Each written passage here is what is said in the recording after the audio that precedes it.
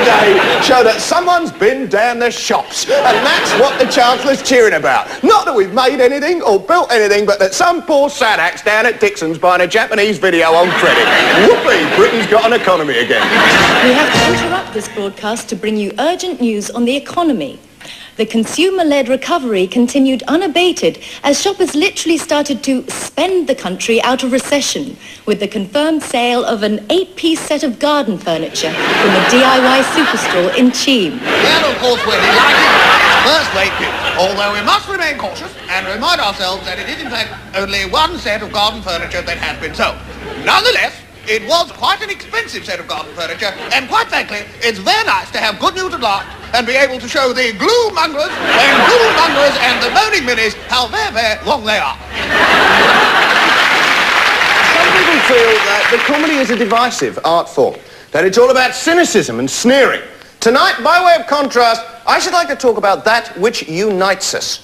Fear, for instance, unites us all. We all live in constant fear. Fear of everything. Fear of social rejection. Fear of the unknown. But above all, fear of the ridiculous. The things that I am scared of beggar belief. When I get my money out of the wall with my cash point card, when I'm putting the number in, I'm disguising the whole operation with my whole body, because I'm convinced that the bloke stood 200 yards up the road with his back to me, with a white stick in his hand, is memorising my number. Our fears defy logic. If you've got a credit card and that card expires, you know what you're supposed to do? You're supposed to cut it in half. That's what the manufacturers recommend. Expired credit card, cut it in half. So, you cut it in half, but then a fear takes over, and you think to yourself, oh dear, better cut it in quarters. Just to be sure, because let's face it, any shopkeeper faced with two severed halves of an expired credit card rudely sellotaped together is scarcely going to notice the subterfuge. So, you cut it in quarters, but by this time all semblance of reason has departed from your mind as you think, oh, I better just cut it into 8. So, and now paranoia has taken over altogether as you cut that thing into 16 little pieces, and still you can't relax, still you can't be sure, until eventually you say to yourself, I know what I'll do. I'll stick half the bits in my bin at home and take the other half to work with me. We are all prey to the wildest fantasies in our terror. In the daytime, a distant creak is a distant creak. At night, it sounds exactly like the stealthy footfall of a mad axeman. And were it actually to be the stealthy footfall of a mad axeman, what is our defence? Do we run? Do we hide? Do we call the police? No. We pull our duvets up. Well, that's all right, isn't it? Safe now, eh? You've seen it on the label. 10% duck down, 90% acrylic, keeps you warm in winter, cool in summer, and guaranteed impenetrable to an axe. I am scared of everything. One morning, I was staying in a hotel, right, and I had cornflakes. Right? It was in one of those, the cornflakes were in one of those little individual variety boxes. You know, the ones every bit of fun, aren't they? Until you realise there's bugger all in them. You know? So I'm eating these cornflakes, right? As you do. Not remotely surprised at how good they taste. Those ads are extraordinary. Have you forgotten how good they taste? No. It's incredible, trying to convince an entire nation that they've forgotten about cornflakes. That somehow it's going to be like a big vibe to shove a spoon for. I mean, it's just not a surprising product, I'm sorry. Sellotape, have you forgotten how sticky it is? Eggs, remember that great yellow bit in the middle? Anyway, having recovered from the shock of the taste of cornflakes, you know, I mean, they brought me round, as they would. And he's giving me, I'm reading the box, you see, and it's giving me great news. Oh, yes. It is informing me that by eating these cornflakes, I am, in fact, consuming 1/4 of my adult daily requirement of niacin, thiamine, and riboflavin. Wow. Whoopee. Great news. Except not really, because, you see, all day afterwards, I was sort of nervous and anxious. Like, it was a kind of niggling fear in the back of my head, because, you see, I was thinking to myself, where am I getting the other 3/4 from? I mean, was I supposed to eat 4 bowls? I mean, that's a lot of cornflakes. Then I think, well, that's just today. I mean, I haven't had cornflakes for weeks. Is this problem accumulative? I mean, how far am I behind? Of course, in a saner moment, I remember that I don't know anything about niacin, thiamine and riboflavin. I mean, it might be crap, mightn't it? I mean, or maybe you get it in everything. Beer, crisps, one pack of fags probably contains a lifetime supply of niacin, thiamine and riboflavin. You see, our fears are there to be played upon. I'm fearful of that because fear leads to intolerance. Of course it does. And intolerance leads to trouble. I mean, I was reading the other day that there's a lot of people want gun ownership laws loosened. They say criminals are getting guns and we should be able to defend ourselves. This is madness. I mean, the last time that gun control was debated seriously was after Hungerford, when a man went mad with a machine gun. And at the time, I seem to remember a spokesperson saying, we don't want to ban these weapons altogether because what about the rights of the genuine sportsman? Excuse me? A genuine sportsman with a machine gun. Bit of a contradiction in terms, I think. Doesn't give the elk a lot of options, does it? But nonetheless, the attitude from the Home Office was in agreement. They said, we don't want to ban these weapons altogether. What we need is a better vetting process. That's what we need, they said. What questions should we ask of a person, they said, to find out whether he or she is a suitable person to own a machine gun? Well, it's very simple, actually. There's only one question. The question is, do you wish to own a machine gun? And if the answer is yes, then you're clearly not a suitable person to have one. I mean, exactly. The truth is that any one of us could be a victim or a perpetrator of intolerance. Any one of us. I mean, I bet everyone watching out there, everyone here tonight, and everyone out in television land considers themselves a fair and reasonable, decent person. I know I do. I hope I am. I'm a lefty, but I'm a kind of general lefty, you know? I want everyone to have a job, but if there's only one parking space left at the supermarket, I'd kind of like to have it. You know what I'm saying? We are all of us capable of flipping at any time. If you want an argument for gun control, consider yourself, right? Consider yourself sat in your car in a queue at the traffic lights. And you are second in the queue, and the person in the car in front has failed to notice for a quarter of a second that the lights have turned green. Now be honest, if you were armed, he'd be dead. Right, Miss Rolton, welcome to your advanced test for motorway driving. Hi. First of all, show me your nose manoeuvre, if you would, please. Thank you. And your oh, come on, if you would. Oh, come on! Thank you.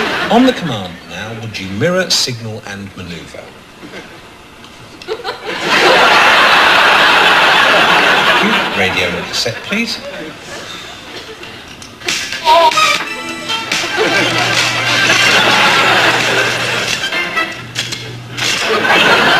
Readjust your underpants.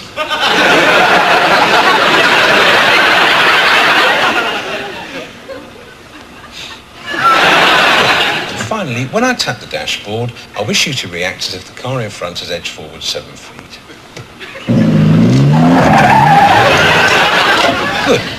Well, I'm happy to inform you that you have passed. Great. 1 or 2 points. I'd like to have seen a little bit more examination of the contents of the fingernail after the nose move. I quite certainly realise there should never have been a cassette in the cassette box. I don't believe I did that. I inform you that you're fully qualified to sit in any contraflow in Great Britain. Right. I'll walk from here. What's wrong with us? Let me tell you. I mean, if God made man in his own image, he must be a pretty strange sort of bloke. I mean, there will, of course, be some women out there who object to me calling God a bloke. They will say it is sexist to turn God into a patriarchal figure. They will say that God was not necessarily a man. And I say, rubbish. Of course God's a man. We need look no further than periods for evidence of that. Oh, when God was sorting out the plumbing of the two sexes, which sex did he decide would have the periods? Well, bugger me backwards with a blunt market vegetable. But let's let the girls do it. Although, ladies,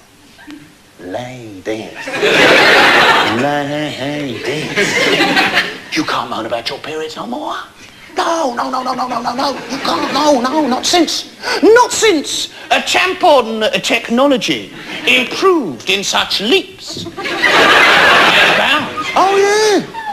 I'll bet having your period's a bit of a laugh these days. I'll bet it's more like a little holiday, isn't it? My period next week, super. Must dust off me bike shorts and me rollerblades. And as for those new pads, the pads, you lucky girls. I'm filled with envy. They're unbelievable. They've got wings on them. Wings on them. They'll be putting engines on next one. Of course, God's amazing. We need look no further than the smear test for evidence of that. Oh, at the dawn of time when God was working out the plumbing of the two sexes, which sex did he ordain would have to hear every 3 years throughout their adult lives that terrifying phrase, knees apart, keep your bottom down, which means an ice-cold duck-billed torpedo is about to be shoved up your kaiba. Oh, yes, the blokes don't know that phrase, but the women do. If any blokes were to sneak up behind a woman tonight and whisper in her ear, knees apart, keep your bottom down, she go, the most terrifying phrase in the English language in medicine. The doctor says, knees apart, keep your bottom down. I'm about to drive something not dissimilar to a Ford Cortina up your jump. Of course, God's a man. We notice it's not the men who find themselves prostrate in the least dignified position known to science. You girls, you can see the doctor between your knees. The bastard's trying to make conversation. He says, so, what part of town do you come from then? You say, it doesn't matter, just stop my belly and piss off. Now, some people say, they point out, come on, Ben, not all these doctors are blokes, some of them are women. No, that's true, but they all turn into Dr. Frankenstein when they get in the smear surgery. You can see them between your knees as they lope across the surgery. Loping towards the cold cabinet, he opens the doors of the cabinet, drags out the ice-cold duck-billed torpedo. He says, I'll just warm it up for you, love. He's chipping the ice off it, snapping it together like that weapon Edward Fox uses in The Day of the Jackal. Slong, ding, flong, dang, and it's ready. And up it goes, girls. Up it goes, and just when you think there's nowhere further for it to go, when it seems that every nook and cranny of your intimate plumbing has been stuffed to bursting point with ice-cold metal, click, out come the extending arms and start forcing out the side. Yes. I swear they use the same technology they use on the Channel Tunnel. You keep expecting a little Frenchman to emerge saying, bonjour, hello, hello, my friend. He's got you on the slab, girls. He's got you there. Your knees are up in the air. He looks you in the eye. He says, do try and relax. You say to him, you sit down hard on a traffic bollard, mate, and you try and relax. Finally says, right, I'm going to pull it out now. I'm going to pull it out. You're thinking, oh, God, I hope I don't make a big rude noise when it comes out. How does he know these things? I ask, I tell you, researching my act is a really weird one. Finally, slonk, out it comes. He wipes it on his jeans in a cavalier fashion, hurls it into a petri dish. He looks his victim in the eye. He says, now then, would you like me to check your breasts, miss? Oh, certainly, doctor. After the caring way you've handled my fanny, I can't wait for you to have a go on my knockers. Where do you want to start, eh? Sugar tongs on the nipples? You'll enjoy that. I must stress, very important is, I do this routine obviously not for the women, I do it for the men. I mean, the women know. I mean, they know what I'm saying. In fact, apologies, really. I mean, there may well be some women watching thinking, come on, leave it out, Ben, I'm going to have one next week. Although, actually, I say the women know, but I feel I've got to say this, I must say this, that despite the fact that it's after 10 at night, there may well be some young women still watching who have not, as of yet, had a smear test and now have no intention of ever having. Well, look, you've got to. It's terribly important. I've got this terrifying vision of all these young girls turning off the telly and saying, I am never having a smear test, Mum. Ben Elton says they park a Ford Cortina at you. Well, you've got to have one. It's terribly important. But if it makes you feel any better, I think if there's a man in your life, even if it's just a brother, make sure he knows what's going on. Because I don't think men would have such a dismissive attitude towards gynecological matters if they had any idea of what it involved. I mean, most men don't know. I didn't know. I'm 34 years old now. I basically know the mechanics of a smear test. But I don't know, 10 years ago, when I was 24, I didn't know. I didn't know what one was. I mean, I knew what it was for, but I didn't know what happened. I mean, I thought I knew.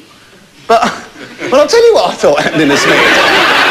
It's a bit embarrassing, but it might help somebody out there. I thought a smear test consisted of...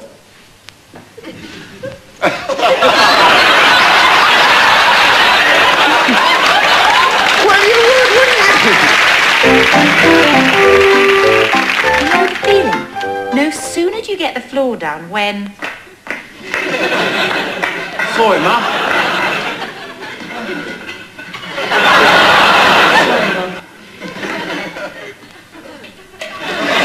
Sorry, dear. That's why a friend recommended new Blam floor cleaner. Just take a new casserole instead of a stock cube, and you'll never have to clean another floor again. For a really lasting shine, don't clean the floor, poison your family. Britain's fragile economic growth suffered a setback today as a biro which had been presumed sold in Western Supermare was returned to the shop. Tonight on Urban Wildlife, we look at perhaps the most shy and elusive of all city-dwelling creatures, the dirty magpie. Tremendously shy creatures and go to great lengths to avoid being spotted. We set up our hide in a busy urban newsagent behind the quarters. Now just watch the little fellow in the hat. He's spending an awfully long time over that computer magazine. Now that's a telltale sign. Look, he's glancing about. There's an anxious look, a quickening of the heart. What a beautiful creature he is. There's nervous fear. He's terribly shy. Now watch him. He's preparing to spring. He's gonna pick up a newspaper for cover. See that? Now look. There it is. The speed and grace of these timid little fellows is quite wonderful. Now let's watch it again in slow motion. Now, see this? We didn't spot that before. The newsagent's studying the magazine, a very embarrassing moment. It's a terrible moment for the shy creatures as he has to wait for his change. It seems to go on forever. Can you see the pulse quickening, the heart thumping? But he's out. He's away. Oh no, he's not. He had to wait for his receipt. Missed that first. Speaking to foreigners has never been easier with LinguaLearn audio and video cassettes. Where is the bus station? Where is the bus station? LinguaLearn also makes you fluent in the essential hand and body movements. Bus station! Toilet! So whether you're going to France, Sausage, egg and chips! Spain, Sausage, egg and chips! Italy or Greece, Sausage, egg and chips! learn perfect foreign the LinguaLearn way. And it'll cost you much less than you think. What's that in proper money then?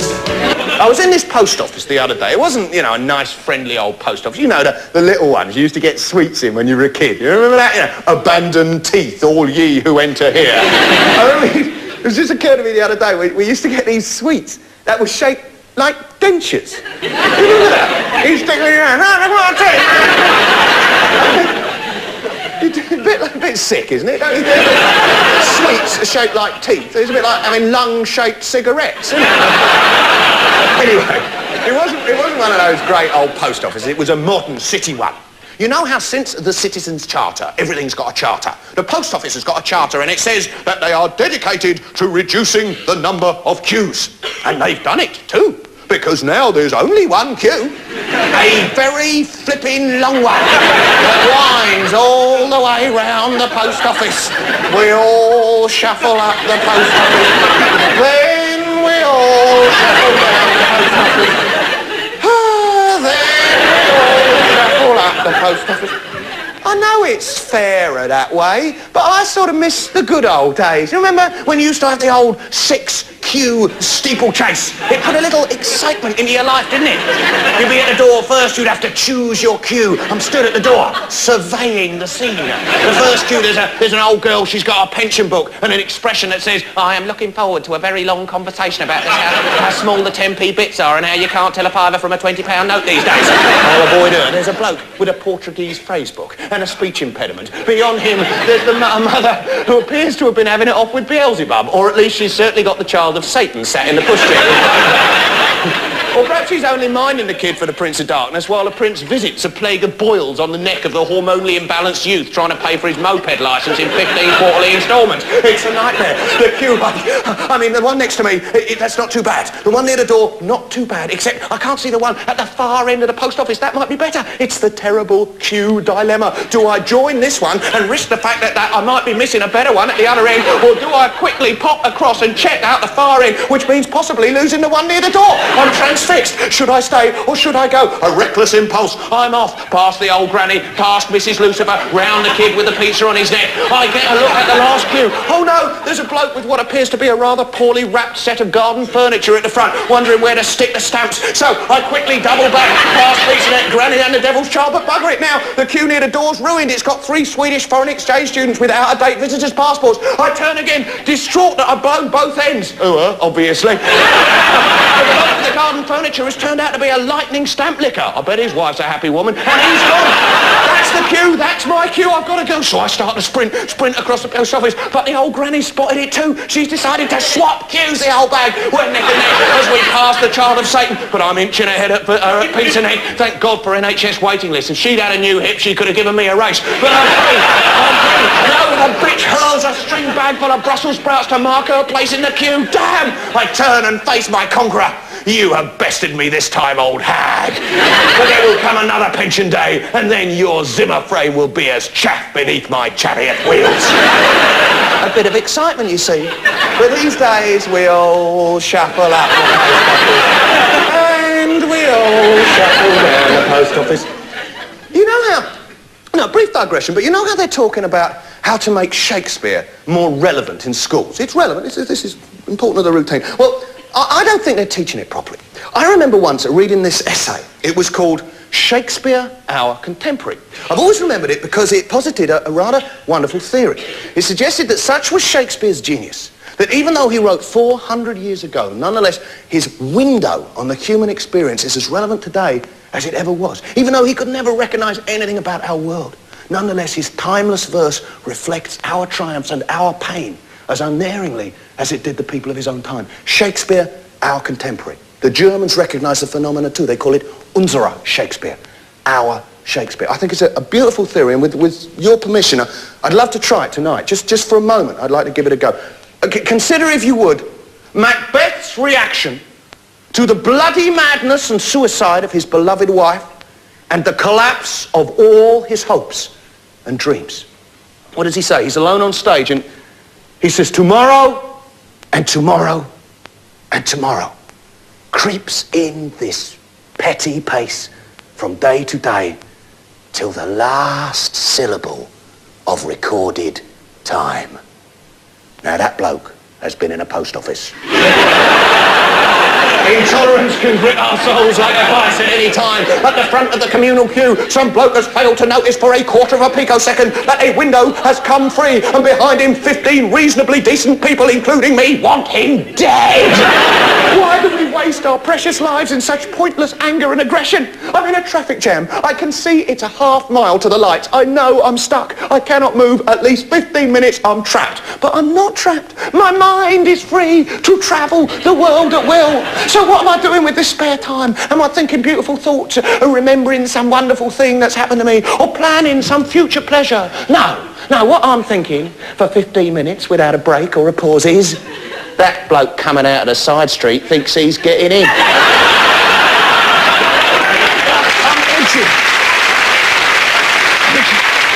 Edging my car forward. I'm edging it. It's so close to the one in front you couldn't get a credit card between the bumpers. All up and down the street, the cars are squeezed together. Pedestrians can't cross the road. There's mums with prams. There's skeletons in wheelchairs. They've been waiting so long. But we don't care. All we care is that a complete stranger won't get 8 feet ahead of us in a stationary queue. That's it, ladies and gentlemen. You've been great. I'd like to thank you. My name's Elton. Good night.